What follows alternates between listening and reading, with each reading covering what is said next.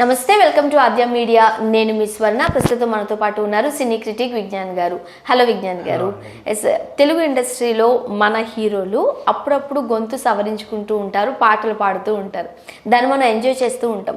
ముఖ్యంగా పవన్ కళ్యాణ్ గారు ఈ మధ్య కాలంలో చూసినట్లయితే ఖుషి నుంచి అనుకుంటలే కదా, అప్పుడప్పుడు గొంతు సవరిస్తూనే ఉంటారు. ఒక జానపద గీతాలు లాంటివి పాడుతూ ఉంటారు. బాగుంటుంది, ఆయన గొంతు ఎంజాయ్ చేస్తారు కూడా. ఇప్పుడు వేరే సినిమాలో కూడా ఇంకొకసారి ఆయన ఒక పాట పాడబోతున్నారు అంటూ వార్తలు వస్తున్నాయి. ఏం చెప్తారు? అదే పవన్ కళ్యాణ్ గారైనా, చిరంజీవి గారైనా, ఈవెన్ రవితేజ గారైనా అప్పుడప్పుడు ఇట్లా సాంగ్స్ పాడుతుంటే జనాలకు అదొక ఇంట్రెస్ట్, అది వేరే ఉంటుంది. అంతెందుకు బేసిక్గా మనకి దేవిశ్రీ గారు చేస్తారు ఇలాంటి ప్రయోగాలు. అంటే ఆయన దాంట్లో ఎవరన్నా హీరోలు ఉంటే వాళ్ళతో పాడించడం ఇట్లాంటివి. ఈవెన్ మనం మొన్న చూసాం, మన పూనకాలు లోడింగ్ సాంగ్ కూడా చిరంజీవి అండ్ రవితేజ గారిని పెట్టి చేయించాడు. ఆ విధంగా చూసుకుంటే ఈవెన్ దేవిశ్రీ కోట శ్రీనివాసరావు గారితో పాట పాడించారు, కలర్స్వాతితో పాడించాడు, ఇన్ని రకాలు చేస్తాడు. కానీ ఇక్కడ విచిత్రం ఏంటంటే ఎంఎం కీరవాణి గారు, దీనికి హరిహర వీరమల్లుకి మ్యూజిక్ డైరెక్టర్, దీంట్లో పవన్ కళ్యాణ్ గారు పాట పాడుతున్నారు అంటే కీరవాణి గారు డిఫరెంట్గా ప్రజెంట్ చేస్తున్నారు అని చెప్పేసి అనుకోవాలి. అండ్ ప్రజెంట్ కీరవాణి గారికి గోల్డెన్ గ్లోబ్ అవార్డు వచ్చిన తర్వాత నాకు తెలిసి ఫస్ట్ రిలీజ్ అయ్యే మ్యూజిక్ ఇదేనేమో.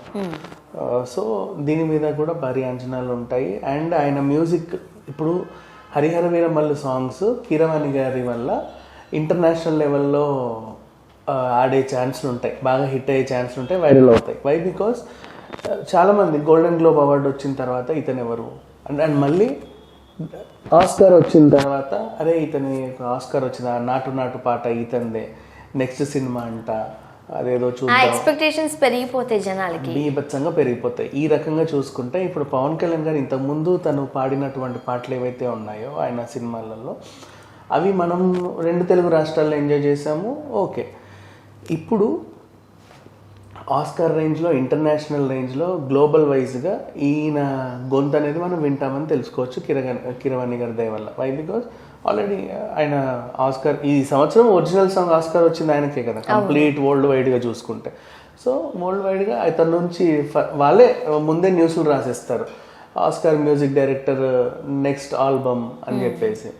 నాకు తెలిసి ఒకవేళ ఫ్యాన్స్కి కోసం అని చెప్పేసి కొంచెం బూస్టప్ ఇవ్వడానికని ఫస్ట్ గ్లిమ్స్గా వీళ్ళు పవన్ కళ్యాణ్ పాడిన సాంగే రిలీజ్ చేశారనుకో, అది మాత్రం వరల్డ్ వైడ్గా హిట్ అయ్యే ఛాన్స్ ఉంటుంది. ఎలా ఉన్నా అలానే చేస్తారు కూడా. అవును కదా, అలాగే చేస్తారని అనుకుందాం.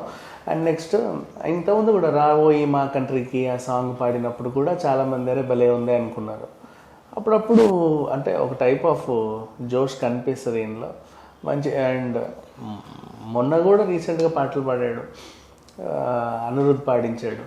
సో ఏ రకంగా చూసుకున్నా సరే ఈ సినిమా మీద అయితే ఇప్పటివరకు హరిహర వీరమల్లు కొంచెం అంటే ఉస్తాద్ భగత్ సింగ్ మీద చాలా వార్తలు వస్తున్నాయి, ఓజీ గురించి బాగా వార్తలు వస్తున్నాయి. కానీ ఆల్రెడీ ఎప్పుడో కంప్లీట్ చేసుకున్న హరిహర వీరమల్ గురించి అప్పుడెప్పుడో రిలీజ్ చేసిన పోస్టర్ తప్ప ఇప్పటిదాకా అసలు ఎలాంటి అప్డేట్ లేదు. క్రిష్ చాలా అంటే గోప్యంగా ఉంచారని అనుకోవచ్చు మొత్తం ప్రాజెక్ట్ని.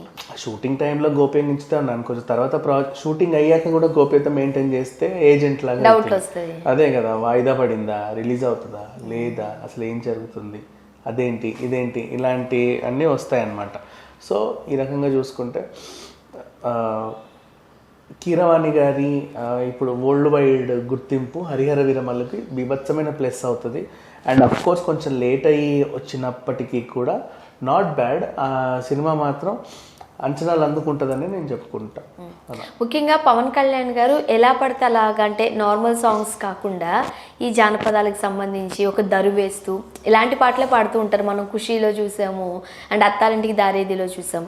బట్ ఈ కథ కంప్లీట్గా డిఫరెంట్ కాబట్టి ఇక్కడ ఎలా ప్రజెంట్ చేయబోతున్నారు, ఎలా ఉండబోతుంది ఆ పాట? సో అంటే ఇంతకుముందు అంటే రావోయి మా కంట్రీకి అన్న, కొడక కోటేశ్వర రావా, ఇట్లాంటి పాటలైనా సరే అవి వేరు, అదో డిఫరెంట్ జోనర్, అందరు ఎంజాయ్ చేస్తూ పాడాల్సిన పాటలు అవి. ఇది పూర్తిగా పీరియాడికల్ డ్రామా. హరిహర వీరమల్లు అనే ఒక బరువైన పాత్ర అనమాట. అండ్ పీరియాడికల్ డ్రామాలో ఆయనది ఉంటే మరి ఎలా ఉండొచ్చు, ఎందుకంటే ఇతను మొత్తం అటువైపే పాడేది, మనకు తెలిసి ఆ జోనర్ అంతా. ఇది కంప్లీట్లీ డిఫరెంట్. మళ్ళీ పీరియాడికల్ డ్రామాస్కి కీరవాణి ఇచ్చే మ్యూజిక్ ఇంకో నెక్స్ట్ లెవెల్లో ఉంటుంది, మనకు తెలుసు అది. సో అది మ్యాచ్ చేయడానికి అని చెప్పేసి ఇతనితో పాడించాడు అంటే మేబీ ఏదైనా యుద్ధ సన్నివేశాల్లో కానీ ఏదైనా ఇట్లాంటివి ఉంటే అయినా ఒకప్పట్లో ఎప్పుడో చూసేవాళ్ళం మనం ఎన్టీఆర్ ఏఎన్ఆర్ వాళ్ళు పద్యాలు పాడడం యుద్ధాలకు వెళ్ళినప్పుడు. సో ఆ రకంగా చూసుకుంటే అట్లాంటిది ఏమైనా ఇచ్చినా కూడా సెట్ అయ్యే ఛాన్స్లు అయితే ఉన్నాయి. అండ్ ఆల్రెడీ ఇందులో heroine poster hero poster release అయిపోయింది. కాకపోతే సినిమా ఒక్కటే నత్తనడకన సాగుతుంది. అంటే ఫర్ ఎగ్జాంపుల్ పీరియాడికల్ డ్రామా అంటే షూట్ త్వరగా పూర్తయినప్పటికీ తర్వాత ఈ గ్రీన్ మ్యాట్లు విఎఫ్ఎక్స్లు ఇవన్నీ కొంచెం టైం పడుతుంది పోస్ట్ ప్రొడక్షన్ ఎంత కాదనుకున్నా. బట్ ఈలోపు ఈ అప్డేట్ రావడం అనేది మాత్రం అందరికి ఫ్యాన్స్ అందరికి మాత్రం ఒక పండగ వాతావరణం అని చెప్పుకోవాలి. అంటే కావాలని కూడా ఒక గ్లిమ్స్ తీసుకురావడానికో లేకపోతే వీళ్ళందరికీ మేము కూడా రేస్లో ఉన్నామని గుర్తు చేయడానికో చెప్పినట్లుగా ఉంది. బట్ గుడ్ న్యూసే అది. అవును, జనరల్గా హీరోలు సినిమాకి పాటలు పాడడం వల్ల అది ఒక టైప్ ఆఫ్ జోనర్లో పాడడం వల్ల ప్లస్ అవుతుంది కదా ఎప్పటి వరకు. ఏం చెప్తారు అంటే సినిమా హిట్ ఫ్లాప్ పక్కన పెడితే సాంగ్ అయితే హిట్ అవుతుంది.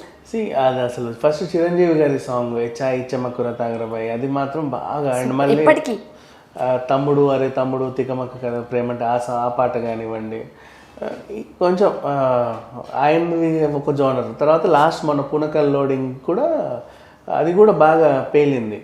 అట్లాగే వేరే వేరే స్టార్స్ కూడా అప్పుడప్పుడు సమ్ టైమ్స్ ఈవెన్ ఎన్టీఆర్ గారు అయినా లేకపోతే సిద్ధార్థ బాగా పాడతాడు యాక్చువల్గా చెప్పాలంటే మంచి సింగర్. ఇప్పుడు సిద్ధార్థ కానీ నిత్య మీనన్ కానీ మమతా మోహన్ దాస్ వీళ్ళు బేసిక్గా సింగర్స్.